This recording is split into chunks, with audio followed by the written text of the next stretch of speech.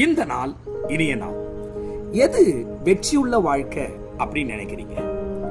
65 வயதுல நோய் இல்லாம வாழ முடியும்னா அது வெற்றி.